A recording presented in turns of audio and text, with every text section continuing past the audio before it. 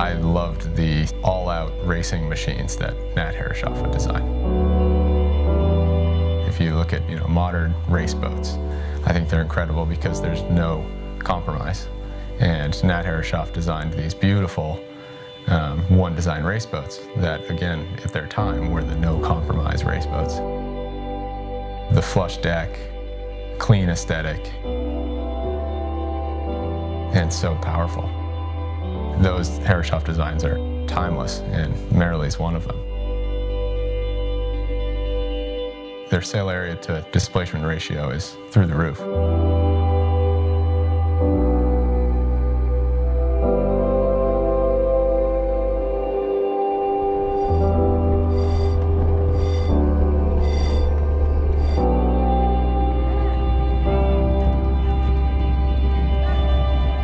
They were absolute monsters to handle on a race course.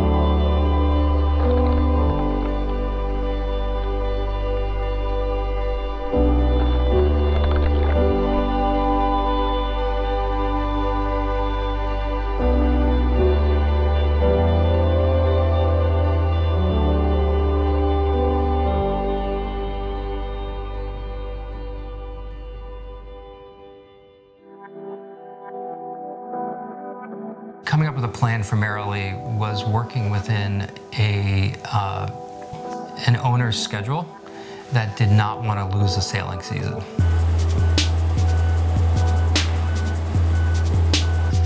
This project, which initially came to our shop, we were supposed to do the planning for a successive year where we would do the major restoration and do a lot of engineering and design work of what was needed on the boat. In that first winter of 2014-15, up in Belfast at French Webb, we went in with rather modest goals, but quickly we decided that there were areas of structure that needed some attention, especially with the goals for racing that we had in mind. And this was sort of the major factor. The boat wasn't going to just be gently cruised around New England in the summertime for years to come, only being in the water a few months a year. The ambitions of the program were to take it internationally, race in the Mediterranean, race in the Caribbean. And with that in mind, we decided that the structure of this boat needed to be completely sound. And there couldn't be anything that we didn't have faith in if we were going to race the boat hard. One of the first things to do on the boat was to actually find out what we had. So MIT, Kurt Hasselbach, the curator at MIT, a fantastic resource for our industry, has been a steadfast champion of the builders restoring these classics over the years, and has opened up the Hart Nautical Museum collection, which is all the plans that came from the Herreshoff Company.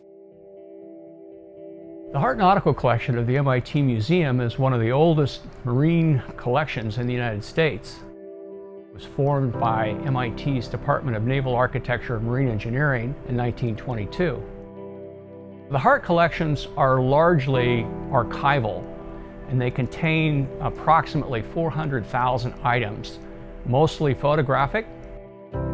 There's a large collection of models, marine art, and a very, very large collection of plans.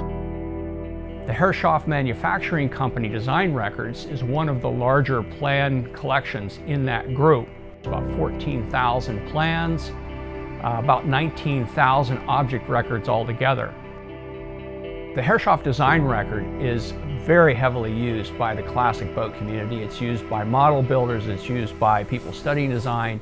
Because of that heavy use, we have started a project to digitize the entire collection and put this collection online. We are digitizing the plan collections in our studio. Evelyn Ansel is our primary digitization specialist doing that part of this huge project.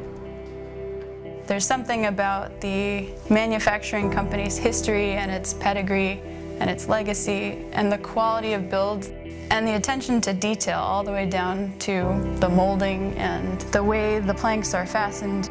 There's so many components to these boats that are worth replicating. As a result, we have all this information about how they were built. We have all the drawings, we have the interiors, we have the offsets, we have all these historic photographs. We have examples of the boats themselves in unrestored condition, which means that we can look at the methods the manufacturing company actually used to put them together.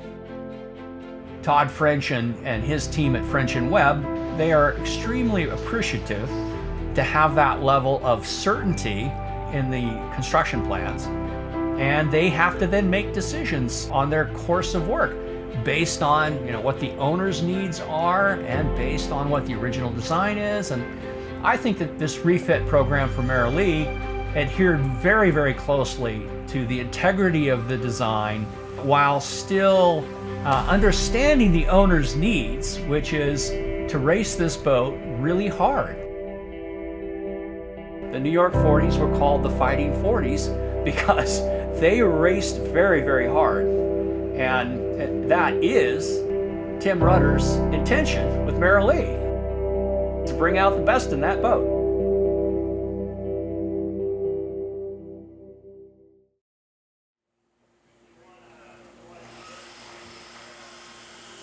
It was recommended to us by Paul Buttrose, who had been involved in the restorations of Dorade, sunny, stormy weather. He recommended that we get a three-dimensional hull scan of the boat to see where we were. It was fascinating to watch. This machine went around and took a gazillion points in our shop. And then the engineer was able to massage these digital files and come up with the shape of Marilee, of what it was in 2015. I was able to entice Ed McClave to come into the project. And Ed is just this iconic Herreshoff engineer designer. He has dedicated his life to the Herreshoff legacy, but what it means from a structural engineering performance standpoint. Ed McClave prepared CAD drawings of the original 1926 drawings provided by Kurt Hasselbeck at MIT's Hart Nautical collection. We scanned the boat three-dimensionally and then converted that into CAD and laid the two drawings on top of each other to find out where we were. She was hogged 2 inches in the transom, she was 2 inches high at the chain plates, and actually asymmetric fore and aft. Once we knew that, we knew we needed a strong boat that was sound structurally, but we also knew that there was a lot of work ahead to get the boat to be the perfect New York 40 that the owner obviously wanted. So that first season was difficult because by the time we found out how much work had to be done, it was middle of January, closing in on February. And racing in that 2015 season was never in doubt. We were going to go racing. We refastened the entire hull. We removed a few fasteners and found that they were not exactly sound. So we decided to create custom designed fasteners, 3,000 of them, and we refastened the entire hull. This is where no expense was spared on the materials.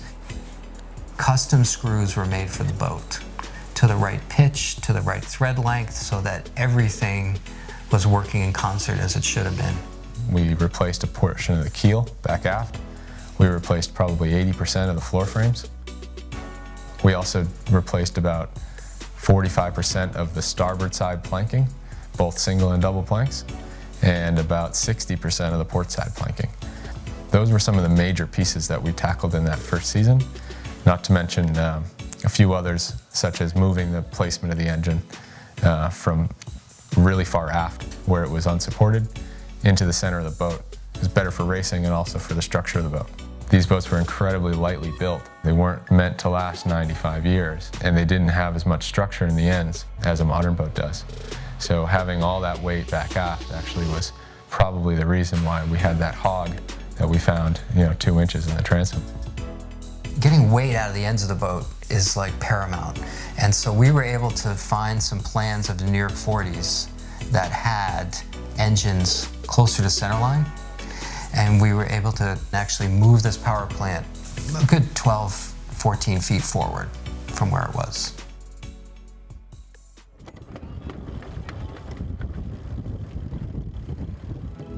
In the first season of restoration, we had a lot to bite off.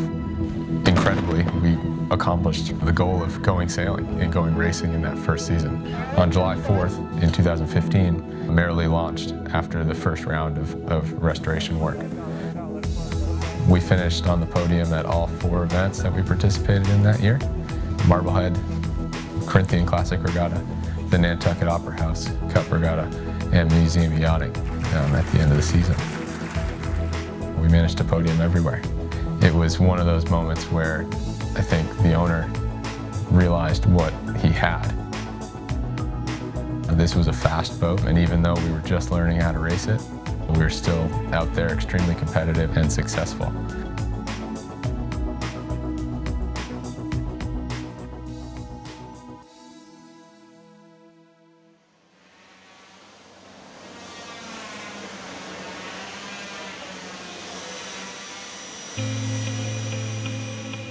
For as much as we did in that first season of refit restoration work, there was quite a bit more to do the second round. We had to continue to deal with planking issues and structural issues. All that work was left for the second season. So again, we had to completely rip the boat apart and break it all the way back down into just framing and planking and get back to work. And we needed to get this boat completely restored to the French Webb level and what the owner wanted in 9 to 10 months. The team at French Webb just went all out. They did an incredible amount of work in a short amount of time. First season was incredible, but the second season was probably more so. Because on top of it, we had to build an entire interior, and the boat had to be perfect. One of the weak points of these boats, as racing boats, was where the connection of the wires come down to the hull, the chain plates. And MARILEE's chain plates, when they came to us, were just bolted pieces of bronze half-inch plate to the inside of the planking. No structure, not attached to structure, so you're asking the hull skin to support the structure of the rig. So what we did, this was Ed McClave's, brilliance, was we spread out the load on 5 frame bays. So instead of a point load that was 2 inches on a hull skin, we spread it out over 8 feet, and all only on structure, framing, shear clamp, deck beams, and we tried to transfer all that load to the keel and not use the hull skin as transferring that load. One of the great things at MIT is all the beautiful plans of the Herreshoff hardware that you can draw on. So with Ed McClave's engineering, he was able to take some of the Herreshoff shapes and hardware and actually redraw a bunch of stuff for us. So we made a lot of custom hardware on the boat, but we also used a lot that was there.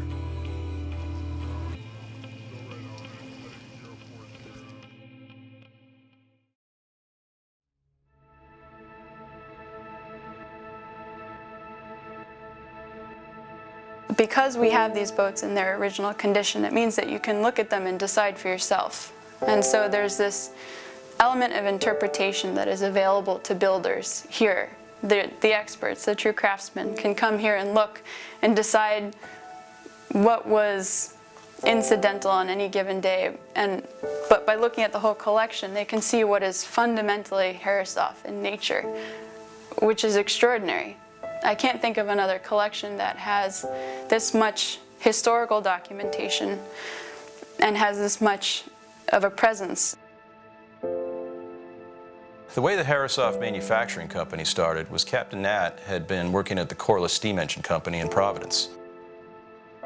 At night, he would moonlight as his brother's chief designer. He did that up until 1878, when he agreed to join JB as a partner in the company. When they first started the company, it was primarily a powerboat company. They didn't go into business to make sailboats at all. They made sailboats, but mostly for themselves and their friends, because when you live on Narragansett Bay and there are no bridges and the roads are bad, the way you get around is by jumping in a sailboat and going sailing somewhere. Nat and JB were both enthusiastic racers. That was their sort of pastime, and they would spend a lot of time sailing together. Yachting as a broad-based sport was just starting to take root. Until that point, it had been a lot of regattas that would be organized by the Queen for massive schooners. So for the first time, smaller boats were starting to actually race against each other. At the same time, people were starting to, the robber barons moved to Newport, and they all wanted boats. They all wanted sailboats to race, and they needed a new one every year, pretty much. So a couple of the Herreshoff Manufacturing Company's early customers became serial customers. They'd order a new boat from them every year.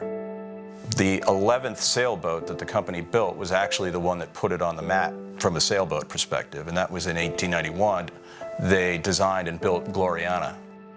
12 or 13 years into the life of the company, it was only the 11th sailboat that they'd built. It was raced in 1891 by a gentleman named E.D. Morgan, who had been a regular customer of theirs for other boats, and it won every single race it sailed in. The next year, the New York Yacht Club Syndicate came to them to design the Defender for the 1893 Cup. A member of that syndicate was E.D. Morgan himself, so that's how that sort of came about. They were also doing early assembly line manufacturing at the Herreshoff Manufacturing Company. Many of the one designs that they built here for clubs were built all in a series, all right next to each other, all at exactly the same time. It worked the same way with the New York Yacht Club one designs, the New York 30, the New York 40, the 50, and the New York 70. When they first came out, they were incredibly powerful in 1916. The New York 50s and the New York 30s before them, and the New York 70s before that, were all-out racing classes crewed by many professional crew at the time. The New York 40 class was a different concept.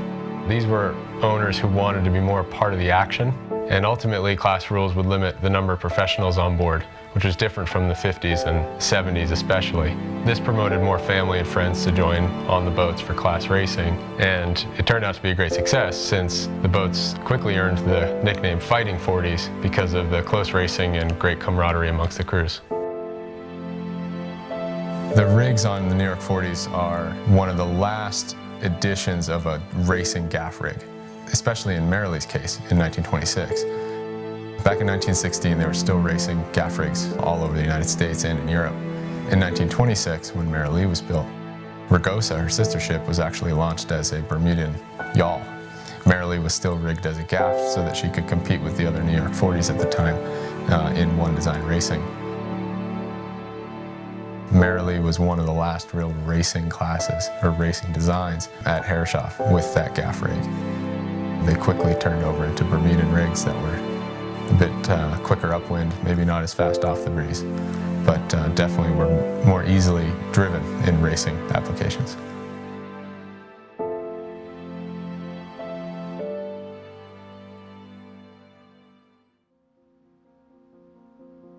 The second year was the major restoration. It really was the lion's share of the work.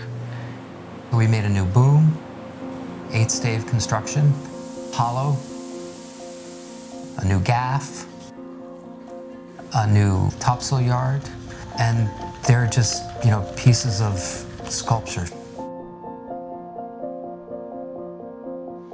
Not only was the deck shop, but with the new shear that we needed to cut in the boat, the 4 inches of shear that was out, we actually had to replace the deck structure hull connection.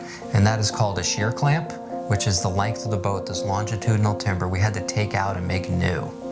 The actual center line of the deck was out too.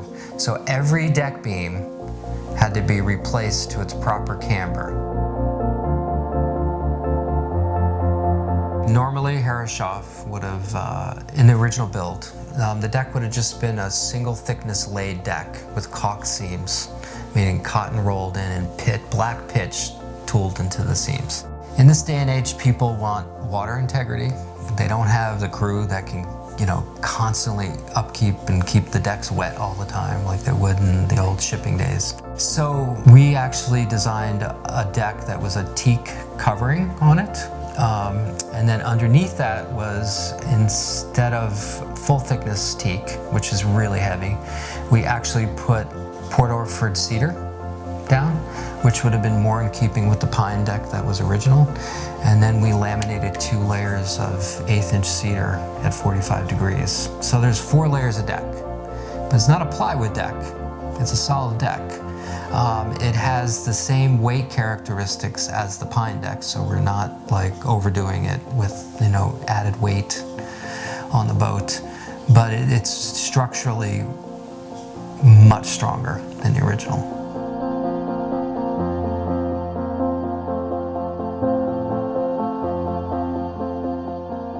We made all new knees for the boat, but we added in the high load areas, like the running back stay areas, the chain plate areas, and the midsection of the boat, 5 of these, what I call web frames or belt frames inside.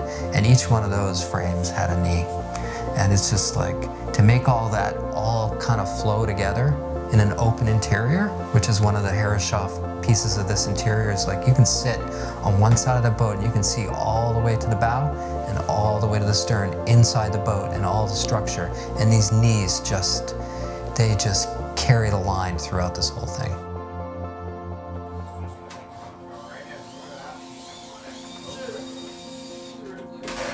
Aside from all the major structural and, you know, racing improvements that we had planned for that second winter of restoration work, the big elephant in the room was the interior.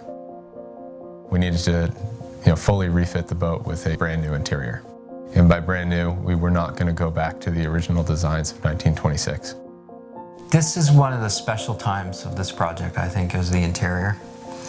And I say that having worked on many, many boats and their interiors and the traditional kind of yacht interiors that we've all been exposed to.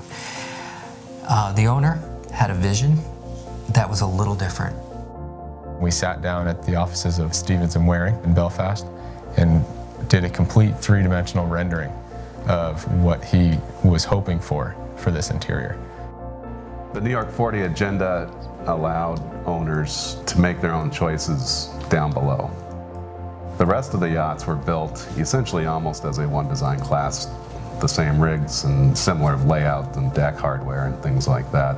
That's what enabled them to race together as a class. But the owners had their own choices down below, and as with this restoration, our client made his own choices and established a very interesting direction. This interior was supposed to have some patina to it, but also be a Herreshoff interior. So the materials we use were going to be period materials. I was able to find, through some connections in a mill in North Carolina, some amazing old growth cypress logs that had been sunk in a river for 140 years. We don't want to say that it was a modern interior because we actually used a lot of the same design facets, a lot of the same materials of an original Herreshoff interior. We wanted it to look like it came from 1926, but at the same time we wanted to sort of open up the boat and make the space inside of a NY40 more appreciable than it would have been in 1926. The challenge with designing a more modern take on an interior for the NY40 is the Hurt hull shape and the limited interior volume. The biggest factor of which is her slack bilges, which tends to basically limit the floor space, the cabin sole in the boat, across the beam of the boat. And we worked hard to find the best solutions to use that space. We discovered by essentially moving the furniture of the settee arrangements outboard and up gave us the ability to open up the elbow room to free up traffic flow, and also allowed us to set off the pieces of furniture in a more distinctive fashion. We were pushing to make all the moldings the Herreshoff style, frame and panel work and trim. But the vision behind this was to actually texture it and give it some age. So not only did we have old wood, but we built beautiful new work with it. And then we went through this laborious process of distressing it to make it look old. It took a leap of faith, and I have to hand it to the owner. He had it. He had the vision. But once we signed on to what it was going to be, it took a leap of faith with the crew to actually come up with the techniques and work with it and like build this beautiful bulkhead and then start beating it with chains and texturing it with, taking the grain out with like wire wheels and just, and then oxidizing it and bleaching it and staining it with this hard wax oil stain so it could come up to this insanely beautiful, alive interior.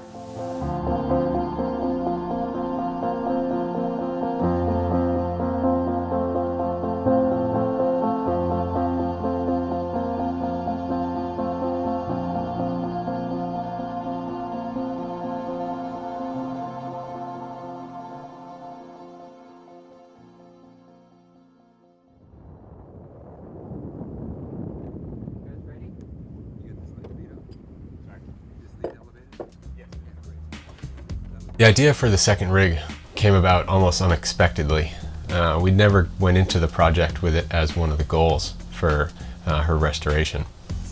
But when we first visited the Hart Nautical collection at MIT and met Kurt Hasselbeck, he immediately whipped out every single plan that belonged to Marilee, belonged to the whole process of building her in 1926. Along with that, we uncovered a plan drawn by Herreshoff of Marilee with a Marconi rig. And I can remember the big smiles on their face when we pulled out the Marconi sail plan and they realized that that was a whole other option. Each time that the rig got changed, they had to actually rebuild the bow structure and the stern to accommodate a backstay and a forestay in two different locations. So one of the other design parameters, which was totally creative way of looking at this, is how do you get two boats in one? So the owner asked us to work with the engineers and design a rig that could be interchangeable in a couple days. So we designed a bow structure that was hidden in the deck and hidden on the stem, this amazing piece of bronze sculpture that was fabricated that went down the bow and on the deck and around the stem. Actually had to go through the stem a little bit. So this was a very hard thing to do. How do you like cut, you know, a slot in a big piece of oak timber and keep it straight and just a half-inch slot? And the creativity of some of our guys, Steve Guerin, who was project foreman at the time, actually came up with this idea to use a chainsaw to cut this slot. So Elijah and John spent a couple days making a jig because you could screw up fast. And they did an amazing job to cut a beautiful, perfectly aligned slot for this piece of hardware to slip into. When you remove the bowsprit, you have this forestay fitting that can support 40,000 pounds load. In the past, with boats of this vintage, you know, they would have started as gaffs like Marilee did, and then continued through an evolution and maybe landed with a Bermudan rig or a yawl rig later in their life, just as, you know, sailing had changed over time. But to be able to experience all of that in a 3-year period is incredible. This Marconi rig actually is an elliptical section mast. In sailboat design and spars design, you want to keep things as lightweight as possible because the more weight you have up aloft, the more unstable your boat can be. So we were able to construct them in such a way as they were in the late 1920s, but put a little bit of a kind of modern feel on them. We took beautiful vertical grain Douglas fir and matched all the wood so that all the glue joints would almost look like a piece of grain line, and then sculpted it and shaped it so that this hollow spar would look like one piece. We tried to keep to the aesthetic of the 1920s, which was all bronze hardware, and we were able to build in chases inside the mast to actually bring the halyard lines down, and so they exited just above the deck here. So the main halyard and the jib halyard have custom shiv boxes built into them. All the chain plates, all the connections to the boat and the hull structure are interchangeable between the gaff and the Marconi. So you can just use the same turnbuckles, but all these wires and stuff can be accommodated for either rig. One of the exciting pieces of finding that Bermudan design was that we found it in the Herreshoff archives, and it was penned by Herreshoff at the manufacturing company. Now that was extremely rare. We talked to Kurt, and he told us that Marilee was the only one they found in the archives from all the original documentation of a New York 40 with a Bermudan rig. Other New York 40s that came out with Bermudan rigs later in their life may have had them drawn by Nevins or by Stevens, or other yards would have built them for those boats. But to have Marilee with a Herreshoff penned Bermudan rig gave us that authenticity that we would need when we arrived in the Mediterranean or wanted to race in New England. The boat had pedigree with this rig. The painstaking effort to make Marilee a stronger, stiffer, and more resilient boat is really paying off with this new rig. Loads are different, but Marilee can accept all of that. All of the new sails are fitting very well, first try, and the boat is balancing perfectly. But we're not worried about her structure, and we know that she's going to last for a long time to come.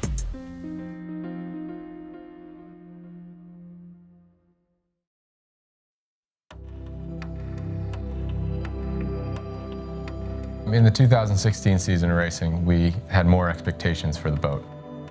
The crew was more organized. We knew it needed to happen, but at the same time, the boat was almost more difficult to tune than it was that first season. We had upgraded the rigging quite a bit. We had a new rigging package, standing and running, so we had to spend some time tuning the rig. Our first event was at the Camden Classics Cup. We unfortunately didn't have any breeze to race on the first day, but the second day was a great day for racing, and it was a great day for Marilee. It was a perfect shakedown. It was light air, and we were pretty quick in those conditions.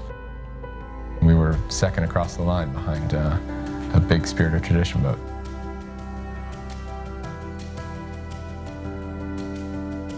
So at Eggemoggin Reach in 2016, in light of our 20% penalty after winning the year before, we still managed to find the podium with a third place finish, which was a terrific result.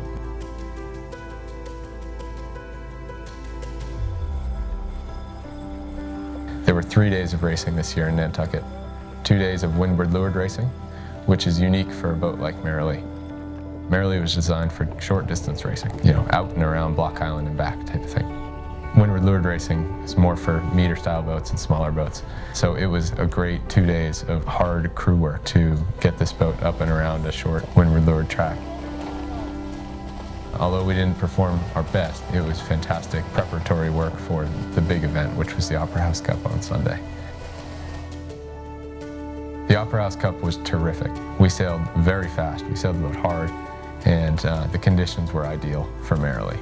It was a lot of off-the-wind work, and she is untouchable in those conditions. We finished second, and on top of it, won the Best Restoration Award, which was incredible. That was icing on the cake at an otherwise terrific event for racing.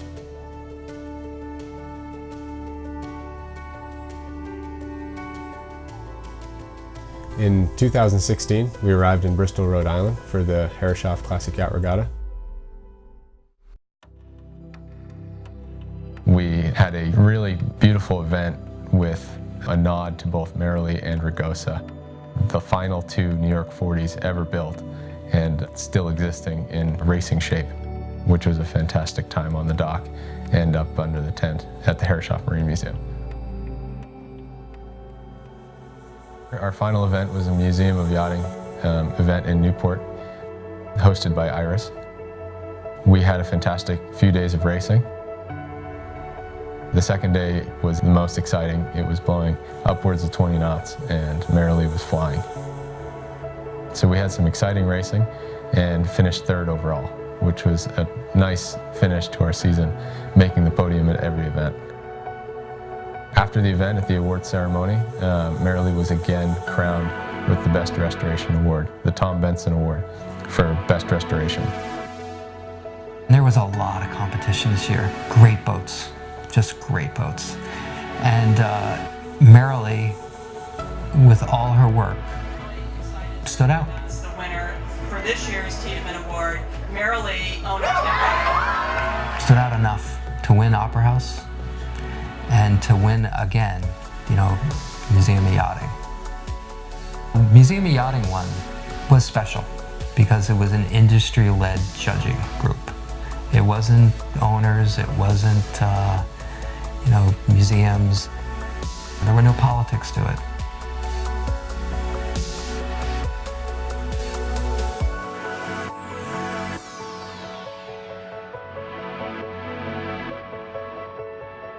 In 2017, we started with a whole new program in the springtime. The boat was in the water far earlier than it ever had been, and we had all sorts of time to prepare. It's something that we were lacking in the years prior. We were making it up as we went in 2015 and 2016. But this past year we had all the time that we needed to prepare the boat, to prepare the crew, to prepare our sails, and to get everyone in sync for another year of racing. The crew really came together. The boat was absolutely the fastest it's ever sailed, and we went undefeated in all of the Panerai events. From Marblehead to Nantucket to Bristol and Newport, we never lost a race and took home the overall Panerai Vintage Grand Classic Award. Of the 14 New York 40s originally built in 1926 and 1916, there are only 4 remaining. 2 here in the United States, Ragosa and Marilee, and 2 in Europe, Rowdy and Chinook. Rowdy and Chinook are both very active on the Mediterranean circuit, and they're also very successful. Rowdy has had numerous overall Panerai wins, and Chinook has also won Panerai overall awards. So we are very anxious and excited to head to Europe and go take them on.